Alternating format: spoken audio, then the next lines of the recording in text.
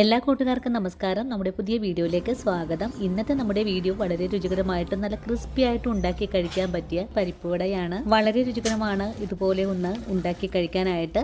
ഇനിയിപ്പോൾ നമ്മുടെ കുഞ്ഞുങ്ങൾ സ്കൂൾ വിട്ട് വരുന്ന സമയത്ത് അവർക്ക് നല്ല ചൂട് കട്ടൻ ചായയുടെ ഒപ്പം കൊടുക്കാൻ പറ്റിയ നല്ല അടിപൊളി സ്നാക്ക് തന്നെയാണ്. ഈ ഒരു കാര്യം ചേർക്കുമ്പോഴാണ് പരിപ്പ് വട നല്ല ക്രിസ്പി ആയിട്ടും നല്ല ടേസ്റ്റ് ആയിട്ടും കറുമുറ തന്നെ കഴിക്കാനും പറ്റുന്നതും. അധികം കട്ടിയൊന്നും ഇല്ലാതെ ഒരേ ലെവലിൽ ഉണ്ടാക്കിയെടുക്കുന്ന വിധം എങ്ങനെയാണെന്ന് നമ്മുടെ ഈ ഒരു വീഡിയോയിൽ കൂടെ കണ്ടു നോക്കാം. വീഡിയോ കാണുമ്പോൾ നിങ്ങൾക്ക് ഇഷ്ടപ്പെടുവാണെങ്കിൽ നിങ്ങളുടെ വിലയേറിയ ലൈക്കുകൾ തരാൻ മറക്കല്ലേ. അതുപോലെ ഈ ഒരു വീഡിയോ നിങ്ങളുടെ കൂട്ടുകാരിലേക്കൊന്ന് ഷെയർ ചെയ്ത് കൊടുക്കാനും മറക്കരുത്. അപ്പോൾ ഉടൻ തന്നെ നമുക്ക് നമ്മുടെ വീഡിയോ കാണാൻ പോകാം.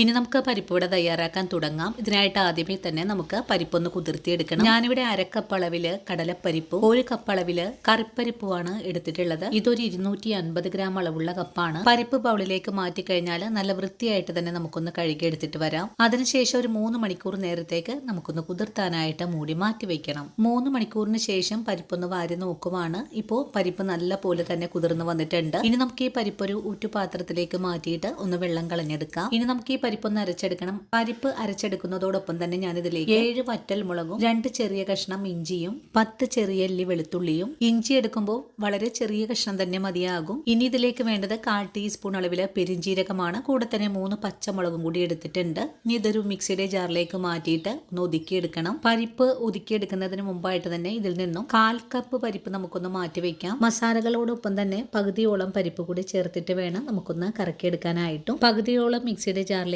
മാറ്റി കഴിഞ്ഞാൽ പിന്നെ നമുക്കിതുപോലെ ഒന്ന് കറക്കിയും കൂടി എടുക്കാം. ഓവറായിട്ടൊന്നും അരച്ചെടുക്കേണ്ട ആവശ്യമില്ല. അങ്ങനെ 2 തവണകൾ കൊണ്ട് തന്നെ നമ്മുടെ പരിപ്പ് ഞാനിവിടെ അരച്ചെടുത്തിട്ടുണ്ട്. പരിപ്പ് അരച്ചെടുത്ത് കഴിഞ്ഞാൽ പിന്നെ നമ്മൾ നേരത്തെ മാറ്റി വെച്ചിട്ടുള്ള പരിപ്പ് ഇതിലേക്ക് ചേർക്കാം. കൂടെ തന്നെ നമ്മുടെ പരിപ്പ് വടയ്ക്ക് ഒരു പ്രത്യേക ടേസ്റ്റ് കിട്ടാനായിട്ട് പകുതി ബീട്രൂട്ട് ചോപ്പ് ചെയ്തതും 1 സവാള ചോപ്പ് ചെയ്തത് കൂടി ചേർക്കാം. ഇനി ഇതിലേക്ക് വേണ്ടത് മഞ്ഞൾപ്പൊടിയാണ്. 1/4 ടീസ്പൂൺ അളവിലും കുറച്ചായിട്ട് മഞ്ഞൾപ്പൊടി ചേർക്കുന്നുണ്ട്. കൂടെ തന്നെ ആവശ്യത്തിനുള്ള ഉപ്പ് ചേർക്കാം. 1 നുള്ളു കായപ്പൊടി കൂടി ചേർക്കണം. കൂടെ തന്നെ ഇതിലേക്ക് 3 സ്പൂൺ അളവില് വറുത്തരിപ്പൊടിയും കുറച്ച് കറിവേപ്പിലയും കൂടി ചേർത്ത് നമ്മുടെ കൈ ഉപയോഗിച്ച് നല്ല പോലെ ഒന്ന് കുഴച്ചെടുക്കാം. അരിപ്പൊടി ചേർത്ത് വട തയ്യാറാക്കുമ്പോൾ നല്ല ക്രിസ്പി ആയിട്ടാണ് നമുക്ക് കഴിക്കാൻ പറ്റുക. ഇനി നമ്മുടെ കൈ ഉപയോഗിച്ച് നല്ലതുപോലെ തിരുമ്മി ഒന്ന് കുഴച്ചെടുക്കാം. മാവ് നല്ലതുപോലെ കുഴച്ചു കഴിഞ്ഞാൽ നമ്മുടെ പരിപ്പ് വട നല്ല ക്രിസ്പി ആയിട്ട് കിട്ടാനായിട്ട് 1 നുള്ളു പഞ്ചസാര കൂടി ചേർത്ത് വീണ്ടും ഒന്നുകൂടെ കുഴച്ചെടുക്കാം.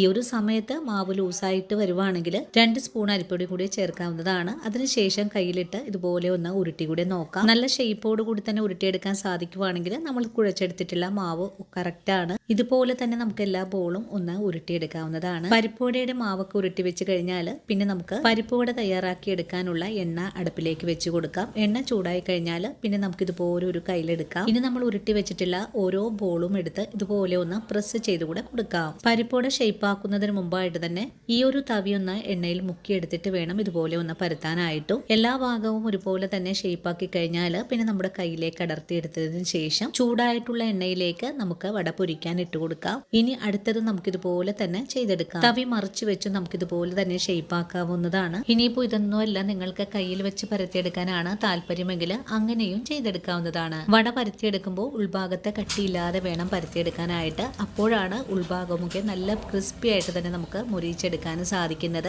അങ്ങനെ നമ്മളിവിടെ പരത്തിയെടുത്തിട്ടുള്ള ഓരോ വടയും എണ്ണയിലേക്ക് പൊരിക്കാൻ ഇട്ട് കൊടുക്കുവാണ്. വട എണ്ണയിലേക്ക് ഇട്ട് കൊടുത്താൽ ഉടൻ തന്നെ ഇത് കുത്തിയിളക്കി കൊടുക്കരുത്. അങ്ങനെ ചെയ്യുവാണെങ്കിൽ വട പൊട്ടിപ്പോവാനൊക്കെ സാധ്യത വളരെ തന്നെ കൂടുതലാണ്. വട ഇതുപോലെ തവിയിൽ വെച്ച് പരത്തിയെടുക്കുവാണെങ്കിൽ നമുക്ക് ഒരേ ഷേപ്പിൽ തന്നെ വട പൊരിച്ചെടുക്കാനും സാധിക്കുന്നതാണ്. അതും വളരെ തിന്നായിട്ട് തന്നെ നമുക്ക് പരത്തിയെടുക്കാനും സാധിക്കും. ആദ്യം എണ്ണയിലേക്ക് ഇട്ട് കൊടുത്തിട്ടുള്ള വട ഒന്ന് മുരിഞ്ഞു വന്നിട്ടുണ്ട്. വട നല്ലതുപോലെ മുരിഞ്ഞു വരുമ്പോഴേക്കും എണ്ണയുടെ മുകളിലേക്ക് തന്നെ ഒന്ന് പൊങ്ങി വരും. ആ സമയത്ത് നമുക്ക് തിരിച്ചും മറിച്ചൊക്കെ ഇട്ട് കൊടുത്ത് തന്നെ നമുക്ക് മുരിച്ചെടുക്കാം. 2 വശവും നല്ല ക്രിസ്പി ആയിട്ട് വന്നു കഴിഞ്ഞാൽ പിന്നെ നമുക്ക് എണ്ണയിൽ നിന്ന് കോരി മാറ്റാവുന്നതാണ്. അങ്ങനെ ആദ്യം പൊരിക്കാനിട്ട വട നല്ലതുപോലെ ക്രിസ്പിയായി വന്നിട്ടുണ്ട്. ഇനി നമുക്ക് എണ്ണയിൽ നിന്നും കോരി മാറ്റാം. ഓരോ വടയും മൂപ്പാകുന്നതിനനുസരിച്ച് നമുക്ക് എണ്ണയിൽ നിന്നും കോരി മാറ്റാം. വീണ്ടും അടുത്തത് നമുക്ക് എണ്ണയിലേക്ക് തന്നെ പരത്തി ഇട്ട് കൊടുക്കാം. അങ്ങനെ വളരെ ടേസ്റ്റി ആയിട്ടും നല്ല ക്രിസ്പി ആയിട്ടും നല്ല കിടക്കാച്ചി പരിപ്പ് വട ഇവിടെ തയ്യാറായിട്ടുണ്ട്. നിങ്ങൾ ഇതുവരെയും ഇതുപോലെ ഒരു പരിപ്പ് വട തയ്യാറാക്കി നോക്കിയിട്ടില്ലെങ്കിൽ തീർച്ചയായിട്ടും നമ്മുടെ ഈ ഒരു വീഡിയോ കണ്ടത് തയ്യാറാക്കി നോക്കണേ. തയ്യാറാക്കി നോക്കുമ്പോൾ നിങ്ങൾക്ക് ഈ വടയുടെ സ്വാദ് ഇഷ്ടപ്പെടുവാണെങ്കിൽ തീർച്ചയായിട്ടും നമ്മുടെ പേജ് ഒന്ന് ഫോളോ ചെയ്യാനും വീഡിയോയെക്കുറിച്ചുള്ള അഭിപ്രായങ്ങൾ കമൻസ് ആയിട്ട് അറിയിക്കാനും വീഡിയോ കാണുമ്പോൾ തന്നെ നിങ്ങളുടെ വിലയേറിയ ലൈക്കുകൾ തരാനും മറക്കരുത്. അപ്പോൾ ഇനി നല്ലൊരു വീഡിയോ ആയിട്ട് നാളെ കാണാം. അതുവരെയും ഒത്തിരി സ്നേഹത്തോടെ വീണ്ടും കാത്തിരിക്കുക.